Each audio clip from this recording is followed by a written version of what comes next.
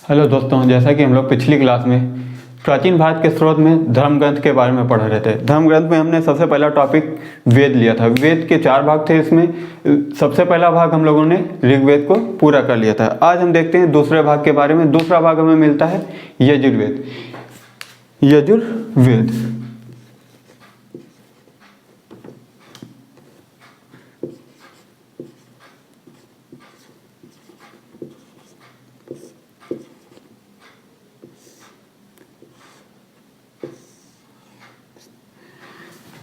यजुर्वेद में देखें तो जिस प्रकार हमारे ऋग्वेद की रचना सप्त सिंधु प्रदेश में हुई थी, उसी प्रकार हमारे यजुर्वेद की भी रचना कुरुक्षेत्र, और कुरुक्षेत्र ये हमारा हरियाणा में पड़ रहा है। कुरुक्षेत्र में हुई, कुरुक्षेत्र में हुई। यजुर्वेद को देखा तो यजुर्वेद एक कर्मकांड ग्रंथ है। कर्म कांड ग्रंथ है। यजुर्वेद को हमें गद्य और पद्य दोनों में मिलता है। गद्य एवं पद्य दोनों में मिलता है। दोनों में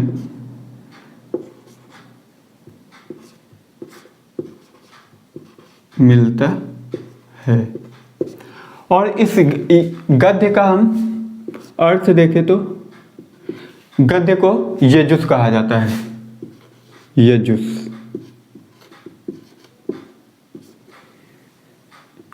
और इसका अर्थ देखें, यजुस का अर्थ, यजुस का अर्थ यज्ञ है।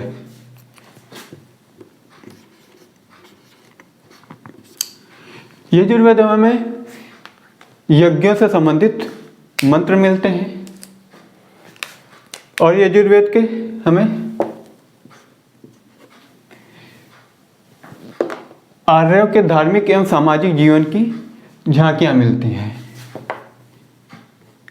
आर्यों से संबंधित, आर्यों से संबंधित धार्मिक एवं सामाजिक जीवन की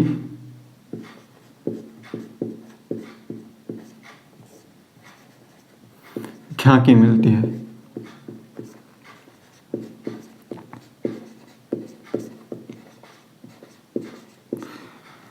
जिस प्रकार ऋग्वेद का उपवेद आयुर्वेद था, उसी प्रकार हमारे यजुर्वेद का भी उपवेद मिलता है। और इस यजुर्वेद का उपवेद हमें धनुर्वेद मिलता है।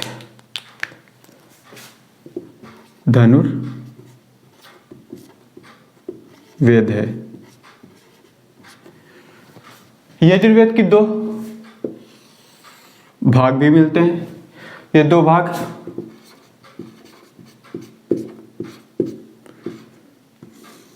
सबसे पहला भाग में मिलता है शुक्ल यजुर्वेद और दूसरा मिलता है कृष्ण यजुर्वेद। शुक्ल यजुर्वेद को देखते हैं। सबसे पहला शुक्ल यजुर्वेद,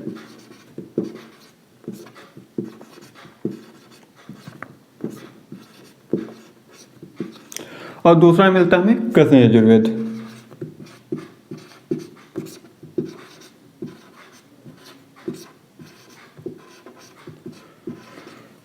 शुक्ल यजुर्वेद को देखा तो इसकी 2 शाखाएं मिलती हैं और कृष्ण यजुर्वेद की हमें 4 शाखाएं मिलती हैं। शुक्ल यजुर्वेद की हमें 2 शाखाएं मिलती हैं, 2 शाखाएं, और इसकी 4 शाखाएं हैं।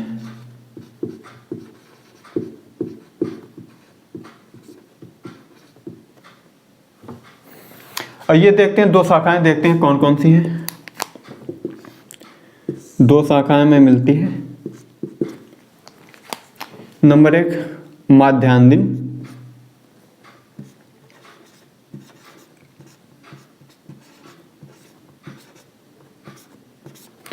और नंबर 2 पर हमें मिलती है शाखा काणु।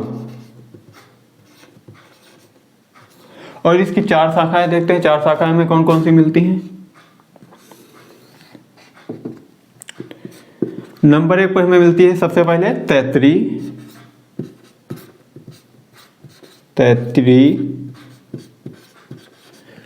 नंबर 2 पर मिलती है मैत्रायणी,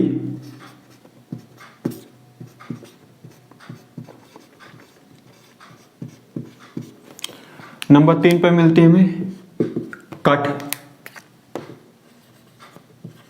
और नंबर 4 पर हमें मिलती है कपिस्थल।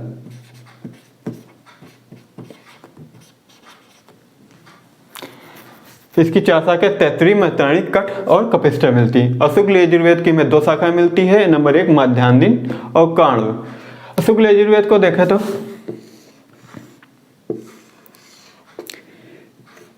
इसमें शुक्ल यजुर्वेद में हमें यज्ञों से संबंधित मंत्र मिलते हैं। यज्ञों से संबंधित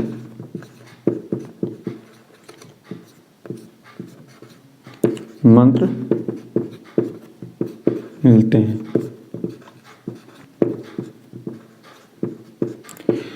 यजुर्वेद को ये भी कह सकते हैं कि पूजा पाठ से संबंधित वेद है, क्योंकि इसमें सबसे ज़्यादा यज्ञों के बारे में उल्लेख, यज्ञ मंत्रों के बारे में उल्लेख किया गया है। अब ये देखते हैं यजुर्वेद की जिस प्रकार ऋग्वेद के पढ़ने वाले को हम लोग होत्र कहते थे, उसी प्रकार यजुर्वेद को पढ़ने वाले को अध्वर्यु कहते हैं।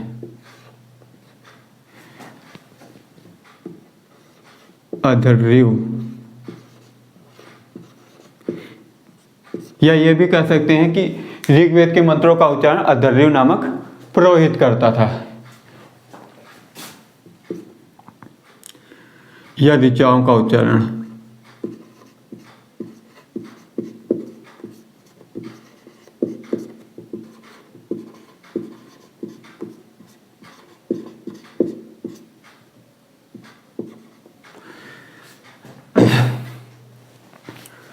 शुक्ल यजुर्वेद के ऋषि के बारे में देखें तो इसके ऋषि में याज्ञवल्क्य मिलते हैं। याज्ञवल्क्य, इसके ऋषि याज्ञवल्क्य हैं। और शुक्ल यजुर्वेद के बारे में देखें तो शुक्ल यजुर्वेद के में 40 अध्याय भी हैं।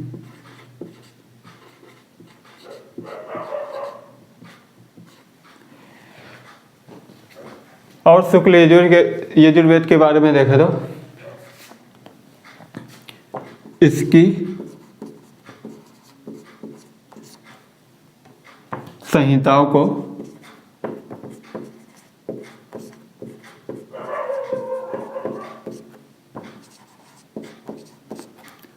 वाजसनेय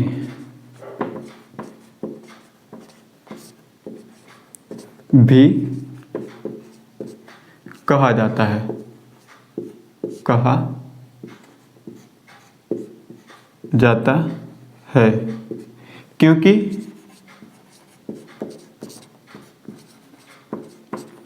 वाजसनेय के पुत्र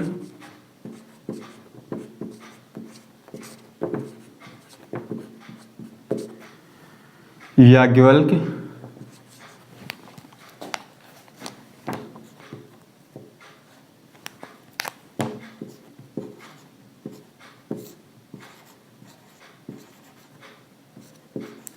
वाजसनेय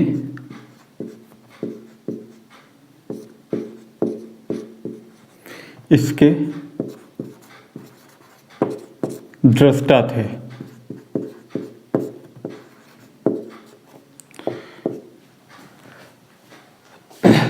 और यजुर्वेद के बारे में देखें तो यजुर्वेद में हमें इसके 40 अध्याय भी हैं और 40 अध्याय में सबसे लास्ट वाला अध्याय हमें ईशावास्य उपनिषद मिलता है, और ईशावास्य उपनिषद का संबंध हमें आध्यात्मिक चिंतन से है।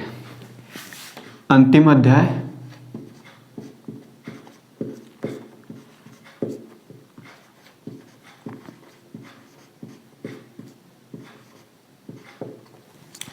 अध्याय इसका है ईशावास्य।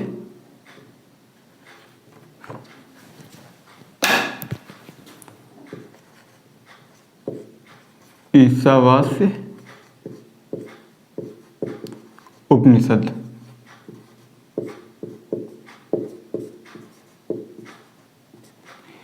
इतना सब कुछ हमें यजुर्वेद के बारे में पढ़ने को मिलता है, जो हमारे लिए बहुत ही इम्पोर्टेंट है। चलिए आज की क्लास अब यहीं पर समाप्त करते हैं। अगली क्लास में हम लोग देखेंगे कि तीसरा, ये तो हमारा दूसरा वेद था, अगली क्लास में तीसरे वेद के बारे में पढ़ेंगे। तीसरा वेद हमें मिलता है, तीसरा वेद हमें सामवेद मिलेगा। और यजुर्वेद में एक और चीज छूट गई है, हाँ नहीं हो चुकी है। चलिए दोस्तों, क्लास अब यहीं पर समाप्त करते हैं। अगर आपको मेरी क्लास पसंद आई हो तो लाइक करें, कमेंट करें, शेयर करें और सब्सक्राइब करें।